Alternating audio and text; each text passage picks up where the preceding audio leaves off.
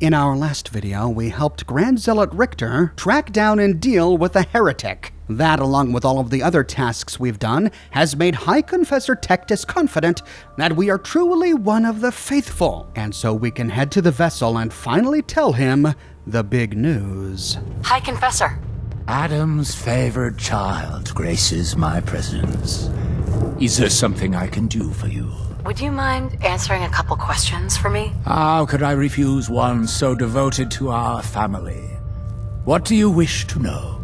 Those memories you've been wanting to access? I found a way to unlock them. You have? Atom above, child. I can only imagine what you had to do in order to lay your hands on such information. But understand that you are to bring anything you find directly to me. I will send word you're not to be impeded. And be careful. Too many of our brethren have fallen already trying to unlock the secrets of that accursed machine. Now, go do what you must. DiMA thinks we're on a mission to collect his memories for Acadia. Kasumi thinks we're on a mission to find out what's inside those memories. And now High Confessor Tectus is sending us to the command center to collect those memories for the children. Looks like we've got a pretty big decision coming up, but before we can make it, we have to actually find those memories. Heading up to the command center, we can check in with the command center guard. Excuse me, sister? Past this point, you're in Adam's hands. It's all right. The High Confessor sent me. Ah, you're the brave soul. They said you'd be coming. Take care with him. Adam can only protect against so much. With Tectus's blessing, we can at last enter the Nucleus command center. We arrive in a large concrete hallway and we see that an alarm is blaring. This must be the alarm in the pre-war security defenses that were triggered by the children of Adam who came here to explore. We see that the hallway continues north ahead of us, but to the right we see a bit of a room. Here we can find a couple of military ammo bags, a good source of ballistic weave. There's a doorway to the north that's completely filled in with rubble. We see knocked over shelves and boxes and barricades buried in rubble. In the southeastern corner, we find an upright shelf with 2 ammo boxes, and east of here is a door, marked number 4. Opening the door leads to a pipe-lined hallway. After looting caps from a cabinet, we can go down the hallway, which ends at a security gate. This leads us to a small room where we find a weapons workbench. We see ladders and shelves and toolboxes. This must have been some sort of utility room. The hallway went on to the east, but it is now buried in rubble, though we do find a door to the north. This leads to another utility room. We find lawn flamingos next to some boxes.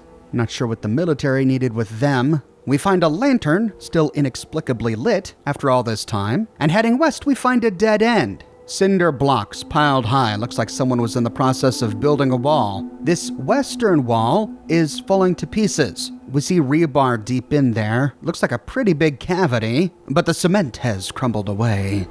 That's it for this room. So we can't get to the command center from here. We've got to turn around and retrace our steps all the way back to the entryway hallway where the alarm was blaring.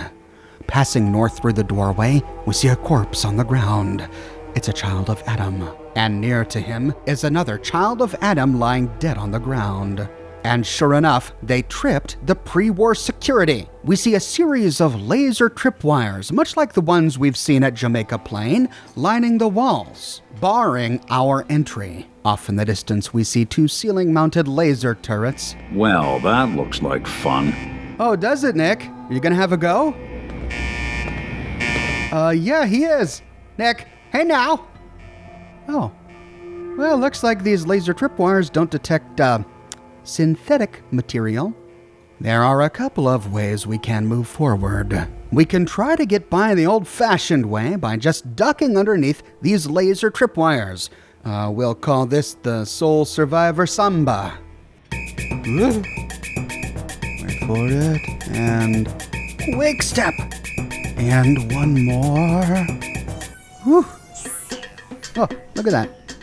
Or we can try to disarm the laser tripwires. This is perhaps the most lucrative option, as for each laser tripwire we disarm, we gain steel and fiber optics. At the other end, we find a duffel bag with ammunition and another military ammo bag, more ballistic weave. At this end, we could attack the turrets directly, or to see what would happen, we can trigger the pre-war security.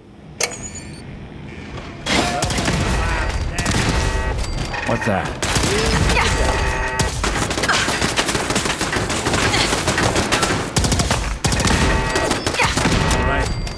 And there we go. Destroying each of these turrets results in scrap from their wreckage, but of course it does cost ammunition. Not sure if it's worth it. When done, we can move north through a door and down a pipe-lined rocky hallway. This facility appears to be built right into the bedrock. And here we find another turret.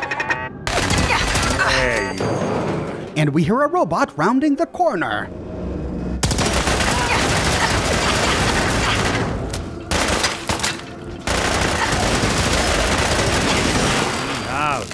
The northeastern passage that went deeper into the command center is blocked in with rubble. Our only path forward is to move west. Here we find another ceiling-mounted turret. Moving up the stairs, we find scrap on a shelf to the right and a terminal between two doors to the left. The door to the left is open. We can head in. Here we find some bunks. Perhaps this is where some of the seamen slept before they embarked on the submarine. We find a footlocker under one of the bunks and a couple of lockers with scrap inside. Backing out of this room, we can check the terminal. Facility announcement terminal. Attention, attention, attention, attention. By order of Captain Wabash, submarine containment leak detected. General evacuation protocol is in effect. All personnel report to designated evac zones. Attention, attention, attention, attention. So they did a base-wide alert after discovering the containment breach. This is the breach we first read about aboard the submarine. Opening the door to the right, we find another barracks with another footlocker and more lockers to loot. At the top of one of these, we find a pre-war garden gnome and an ammo box. Heading out, we find another ammo box on a silver crate. And then moving west, we can pass through a doorway to find another rocky hallway. We see pipes, wires, and conduits snaking this way and that. And then... after destroying the Protectron, we can loot a toolbox. Following the path southeast, we arrive in another door-lined concrete room. The blue door to the southwest is blocked in with rubble. We see a red door to the south and an open door to the east. Our choice is made for us when we hear a Protectron. We appear in a mess hall. There's a Nuka-Cola on a table to the left, a toolbox on the ground in the middle of the room, and after looting the wreckage of the Protectron, we can pass through a door to the kitchen. Here we find scrap in the form of pots and pans. And passing through a door to the north, we find a huge refrigerator. Lots of meat stacked up in these fridges. Interestingly enough, we can't loot any of it. I suppose that's to avoid lore issues, as this all is clearly Brahmin meat, but Brahmin didn't exist before the war, so there's no way Brahmin meat could be here. Of course, it's been 200 years, so there's no way any meat could be here, but whatever, I'm gonna let it go. When done exploring the fridges and the kitchen, we can head back to the mess hall and head south to explore the bathroom. We find a radio that's turned on and a first aid kit against the wall. That's it for the mess hall, so heading out, we find an ammo box and a toolbox on a table against the western wall, and another ammo box on some metal crates next to a sign. Danger, radioactive materials. No smoking, no matches, no open flames. Oh great, opening the door? Oh, nothing yet. We see a staircase leading up. Beneath the stairs, we find an explosives box. There's a gap back there, but we can't really fit. It doesn't look like there's anything there anyway.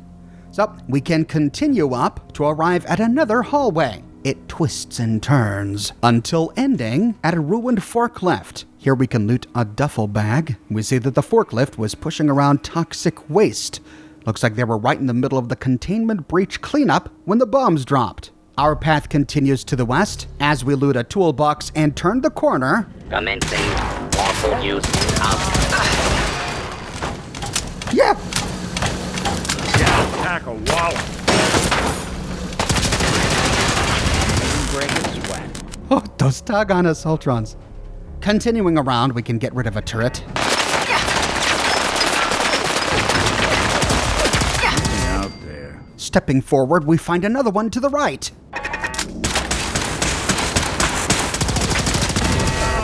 defenses. And that appears to be all of them. At least I hope. At last, we arrive at the command center. We find the command center on the other side of a large security wall to the west. On this side of the security wall, we find an end-of-dungeon steamer trunk with all sorts of goodies inside and a number of containers to loot. There is a door to the east, but it's marked exit, and it leads back to the Nucleus. This must be the way out, but before we head out, we've got to get those memories. To pass through the security wall, we can access the command center access terminal. We see the same warning message we read on the terminal by the barracks. But here we find an option to open the security door. The door swings open. We arrive on a stair overlooking a sunken room. There is a computer bank directly in front of us. But before we head there, we can explore this room. To the left, we find a desk and a file cabinet with scrap. There's a cooler on the desk and a locked security door to the south. To the right of this is a security gate, which we can open. But before we head back there, let's finish in here. Turning right, we find a monitor on the other side of this terminal bank, Captain Wabash's terminal. It's locked with an advanced lock, but after hacking it, we find a number of entries. Login, Captain Arnold Wabash. Current messages, subject, VR system. To Captain Arnold Wabash from Rear Admiral Edward Grath. Subject, VR system. I wouldn't concern yourself with it too much, Arnold. Virtual Strategic Systems is a vetted contractor. They already put together a fancy little setup for the boys down in D.C. The boys down in D.C.? Could this be a reference to Fallout 3's Operation Anchorage simulation? They've said your VR system should have enough storage to house the Library of Congress, need be, but that it won't be able to do much more than that until their tech installs the sim software. Her credentials should be coming across your desk in the next couple of days. Also, word is Command's got some new plans for the democracy. Sounds like the sub's going to be getting deployed sooner than expected. Contact me if you have any questions once formal orders come through. Grath. So Virtual Strategic Systems, the same company that set up the Operation Anchorage simulation, set up a VR simulation here inside the Mount Desert Island Naval Facility. But for what reason? Was it just to have a virtual library? And at last we learned the name of the vessel. It was the USS Democracy. There is no submarine called the USS Democracy in our universe, so this one must have been created by the military after the divergence.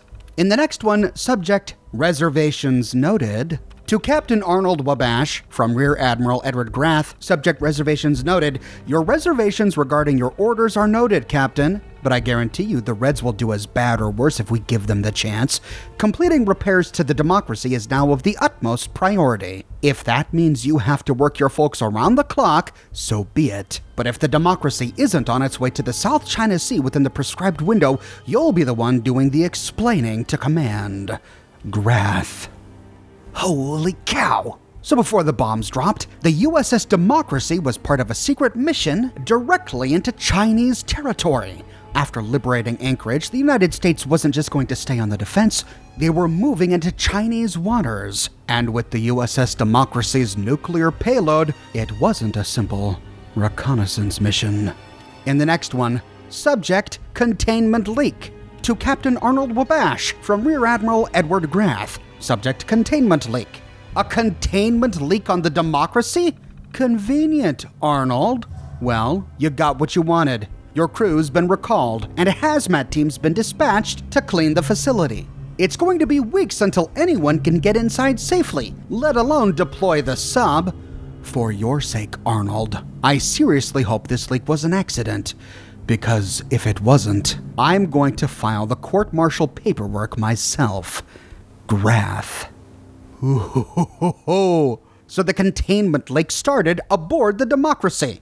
Perhaps this can explain all of the barrels of toxic waste in the dry dock beneath it. And Grath here suspected that the containment breach was intentional, that Arnold Wabash did it on purpose. What? Because he didn't want to go to the South China Sea? Was he just concerned for his own safety, or did he want to prevent America from starting a nuclear war? In the next one, message deleted. To Captain Arnold Wabash from Franny Richardson. Subject, our meetup. Message contents deleted. Deletion event log gathered. Deleted by user. User unknown. Franny Richardson regarding our meetup? Who's Franny Richardson? Why were they meeting? Could Captain Wabash have been a double agent for the Chinese? And in the last one, subject, where are you? To Captain Arnold Wabash from Rear Admiral Edward Grath, subject, where are you? We finally reestablished comms with Mount Desert today, and now your XO tells me you haven't checked in a week. To boot, he says the sub's launch key is missing. I should have thrown you in a cell when I had the chance. The East Coast is gone, and if the democracy was out there, maybe we could have saved New York, or Washington, or Boston.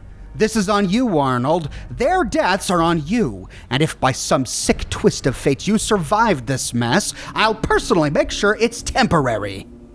On October 23rd, 2077, the morning the bombs dropped, Rear Admiral Grath checked in with Mount Desert Island to see if they could deploy the democracy, only to find that Captain Wabash was missing, and with him he took the launch key. The containment breach was no accident. It had to have been intentional. Captain Wabash was sabotaging the Americans. But why? We don't find out at this terminal.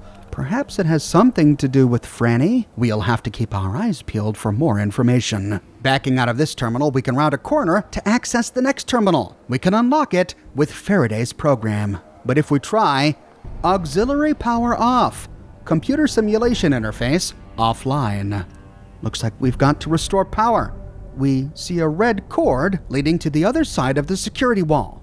Okay. Moving out and around, we can loot a desk and another ammo canister on top of a metal crate. And after looting a few more containers, we can open up the security gate to access the other side of the wall. Here we find a bank of data storage devices, much like the ones we saw at Acadia. Now we know where DiMA got them. And against the western wall, we find the auxiliary power switch. After activating it... All right.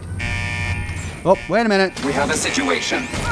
Stop! I'm playing hide and seek. Running close quarters. Oh, and a legendary one. Bothering anybody now.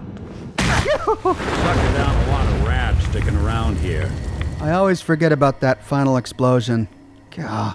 After looting a wall-mounted first aid kit, we can loot a toolbox and a couple other containers back here. And when ready, we can head back to the other side of the security gate. This assault run came from a tiny little room here. Small spot for a robot to be for 200 years. When ready, we can hop out of our power armor and at last run Faraday's program.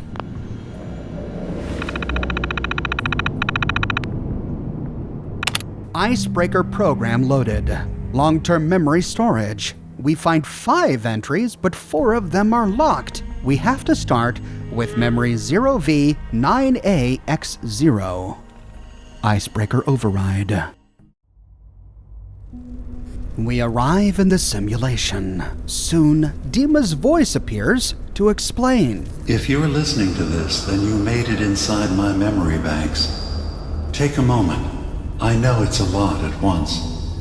The architecture you're seeing is data. My data. When I'm plugged into the chair, this is what I see.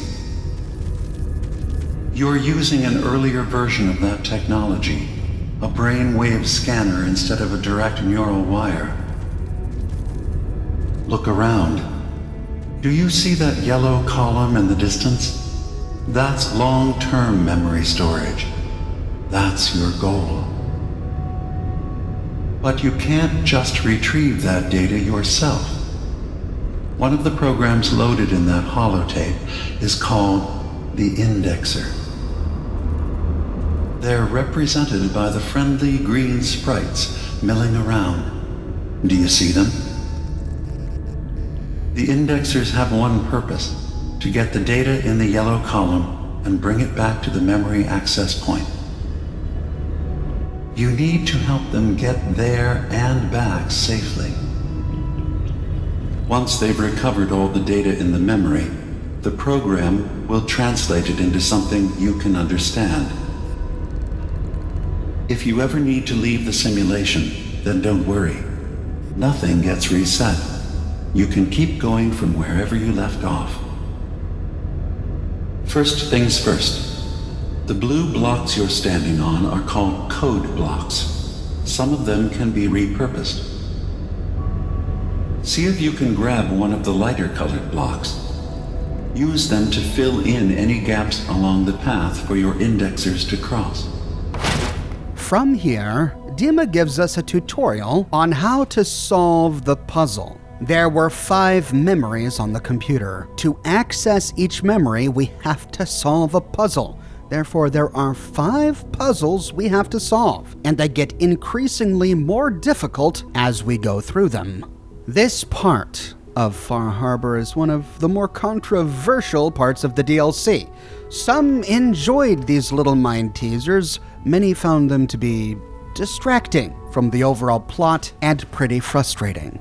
I already published a video years ago demonstrating how to solve each puzzle step by step. You can find that video by clicking here, so I'm not going to go through that again here today. Instead, for each puzzle, we'll skip straight to the end to listen to the unlocked memory. Verifying memory file. 100%. We're done here. We now have an access point into the next memory. Just step into the data stream where this memory was stored. Memory file identification. Here the simulation plays the unlocked memory, but since it forces us into workshop mode, we can't read the subtitle. Thankfully, we can back out of the simulation and download the memory as a holotape to our Pip-Boy. In this way, we can listen to the memory again while also reading the subtitles. Memory file identification 0V-9AX0. Converted to audio transcription. Beginning playback. Things are not going well with Far Harbor. Several of my people have been assaulted, spat at, interrogated for no reason. This is getting out of control. But there's still a chance they can learn to trust us. We just need one of their own who's on our side. I can't let anyone know what I'm about to do. I'll need to set up the equipment far away from Acadia. It'll double as a place to bury the evidence. Additional location data appended. A makeshift medical facility underneath the VIM. Pop factory. Coordinates downloaded. With that, our quest updates to uncover DiMA's secret medical facility. And if we haven't found it already, our Pip-Boy map is updated with the location of the VIM Pop factory. So DiMA did something to keep Far Harbor from becoming too aggressive. Something that he was ashamed of, which is why he offloaded the memory, something that required him to bury the evidence. So Kasumi's suspicions were right. But to find out exactly what it is that DiMA did, we now have to go to the VIM Pop factory. This, however, was only one of 5 memories. What else is DiMA hiding here? When ready, we can move on to memory 0J-2NN8. Now that we've completed the tutorial, we arrive inside the puzzle without any other word from DiMA. We've just got to figure it out. Once we do... Memory retrieval at 100%. Verifying. Looks good. And he plays the second memory. Listening to it in our Pip-Boy... Memory file identification 0J-2NN8. Converted to audio transcription. Beginning playback. I'm offloading this memory. I cannot bear lying to Confessor Martin and his children of Adam any longer. Better to just forget. I found it. The location of the launch key to fire the nuclear missile inside the submarine. Confessor Martin believes it can bring his people into division, destruction at the hands of an atomic blast. He struggles with how literal his interpretation of that precept should be. I can't risk him deciding to find the key and use it. His people were the first to accept me for what I am. The thought of them being gone fills me with nothing but pain. Additional data appended. Location: the Harbor Grand Hotel safe room. Key code 485130. With that, our quest again updates. uncover the location of the nuclear launch key, and we get a new location added to our map, the Grand Harbor Hotel. So DiMA found the nuclear launch key. But as we just learned from the terminal here in the command center, that must mean that he found Captain Wabash. Because remember, Captain Wabash disappeared and took the key with him. Now, this key is only useful for detonating the nuclear payload of the USS Democracy. So we only need it if we plan to destroy the children of Adam. You know what? Maybe we'll just go get it anyway so that every opportunity is open to us. We can postpone the ultimate decision until later. When ready, we can activate memory 0H3X0P. Just like last time, we arrive in the simulation with no further direction from DiMA. After solving the puzzle, Complete memory retrieved. and once out of the simulation, we can listen to the holotape that has DiMA's third memory. Memory file identification 0H-3X0P. Converted to audio transcription. Beginning playback. I've made a contingency plan in case Far Harbor discovers the truth, or gives in to their xenophobia despite all my efforts. I've isolated the wind turbine powering Far Harbor's fog condensers. A kill switch command will leave them defenseless from the fog and its creatures. But now that it's done, am I really capable of this? This massacre that I've engineered?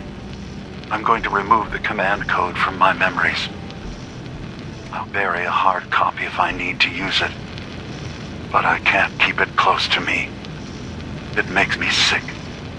Additional location data appended. Coordinates to the kill switch command code and the wind farm maintenance building.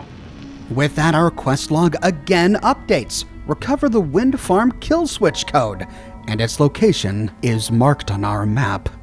So DiMA has the command code necessary to turn off the wind turbine powering the fog condensers that he created and gave to the people of Far Harbor. If he just turns them off without a warning, Far Harbor will be overrun by the creatures from the island. He made a plan to kill them all. But with this memory now in our hands, this means that he doesn't remember ever isolating that wind turbine. Which means that if we wanted, we could destroy Far Harbor without DiMA ever suspecting. We'll have to track down this wind turbine code, and then decide later if we want to use it. Back into the terminal, we see that at this point, the final two memories are unlocked. We'll go ahead and start with memory number 4, 0Z7A4K. Just like last time, we appear in the simulation, and after solving the puzzle... That's 100% verified. Good job. And backing out to listen to the memory in our Pip-Boy. Memory file identification 0Z-7A4K. Converted to audio transcription. Beginning playback. Get away from me! What the hell are you? It's me. We escaped the Institute together. You're my brother. I don't have a brother. The name's Nick Valentine. And no one in my family tree is a plastic skin freak. You're just confused. Let me help.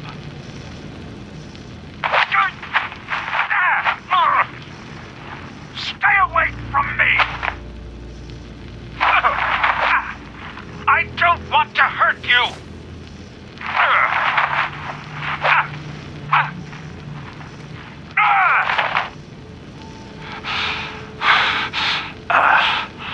Goodbye, brother.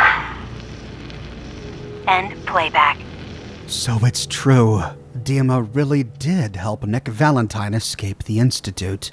They really are brothers. As Nick asked, we can tell him that we found something. Hey, when you were in DiMA's memories, did you find anything? Any proof about what really happened between us? You sure you want to know, Nick? Yeah. Gotta admit, the possibility that DiMA is right, and I really don't remember him, is unsettling. But I need to know the truth. Haven't found anything yet, Nick. Really? That's too bad. Let me know if that changes. Here you go. A special episode of The Lost Tales of Nick Valentine. Thanks, smartass. Let me run through this real quick. Take a listen to this holotape, Nick. It's from the data we pulled off of DiMA's memory banks. All right. Let me run this real quick. God. DiMA really did help me escape the Institute? I wasn't just tossed out with the garbage. I must have still been in a haze from one of the Institute's experiments on me. Did I really attack him? Did he really knock the daylights out of me and leave me for dead? Damn it. Why can't I remember? Ooh, this is how it starts, Nick. Next you'll be forgetting your keys and thinking I'm your great aunt from Southie. Yeah, you always know just what to say. You alright? Do I look all right to you? Sorry. You're getting too old, Nick. Past your warranty. Still got enough life in me for a good right hook, so don't push it. Take it easy, Valentine. People forget things. Especially after something traumatic, like what happened between you and DiMA. Yeah. Yeah, you're right. Well, I wanted proof DiMA and I had history, and I got it. Now I just gotta figure out what to do. Should I give him a chance? Try to accept him as my brother? He might just be the only other prototype synth that exists. I guess the question is, what do you want, Nick? Do you want a brother in your life? If I did, would I want DiMA to be that brother? I guess no one gets to choose their family, but when your family is built in a lab, well, things get weird. The following suggestions we can give to Nick permanently alters his relationship with DiMA. If we choose to say, whatever DiMA is, he's not your brother. Keep him at arm's length, Nick. Yeah, maybe you're right. Whatever relationship we had was over 100 years ago. I'll try to keep my distance if we're ever back in Acadia. Thanks, by the way. I wouldn't know the truth without you. After choosing this option, the next time we talk with DiMA at Acadia... It's good to see you again, brother. Prefer we keep it to just Nick and DiMA for now. Of course. Nick Valentine is standoffish, just as he was when we first arrived. You know, Nick, if you wanted to stay in Acadia, you'd be welcome here. Thanks, but I've got my own place back in Diamond City. Among humans. Here you'd be with your own kind. I hate to break it to you, but I define my kind as people I know, that I trust. Have you ever considered our unique perspective, Nick? We are free-thinking synths, but we cannot hide what we are. The only unique perspective that's given me is the view of disgusted and suspicious faces and the occasional solid object being thrown at me. Exactly. There is a resilience that gives us. It's something I try to impart to everyone here. How to live as what you really are, despite what others think. Well, as long as what others think isn't, you need to be shot and put in the ground, then maybe you'll be okay. It's good to see you again, Nick. Yeah. Hi, DiMA. Don't mind me. However, if we choose either of the other two options... I think you already know the answer, Nick. You don't need me to tell you. Huh. I think you'd regret it if you didn't try to get to know him better. You're right. Maybe next time we swing by Acadia, I'll try to be a little nicer to the old synth. Try to make up for lost time. Thanks, by the way. I wouldn't know the truth without you. Then the next time we visit DiMA at Acadia... So, DiMA, look, I was hoping we could talk. I didn't want to believe you at first about us being brothers. You don't have to apologize, Nick. I know it must have been a shock. Yeah, well, I still don't feel proud of taking it as bad as I did. Maybe we could start over? I'd like that. It's been good to talk to you again, Nick. Nick and DiMA reconcile. And from here on out, whenever Nick and DiMA are together, they treat each other like brothers. So, DiMA, got a question. Why do you even call me Nick? Didn't you know me before the personality imprint? We didn't have names inside the Institute. And after the personality experiments started, the only name you ever called yourself was Nick Valentine. If there's another name you'd prefer, I'd be happy to... No, I like the name. When you wear something for a long time, it kind of seeps into you, you know? Of course. What do you think of Acadia, Nick? Well, living in a scientific observatory wouldn't exactly be high on my list of comfortable spots. At least that fog is far enough below. I was talking more about our ideals. Synths as their own way of life. Not hiding from what they are. Kind of easy for you to say that, though, isn't it?